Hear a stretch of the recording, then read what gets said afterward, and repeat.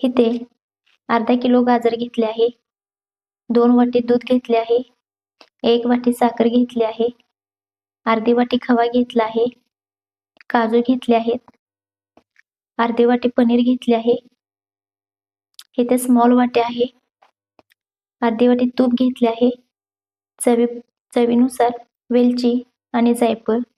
आता इथे खवा, पनीर ऑप्शनल आहे, काजूही ऑप्शनल आहेत.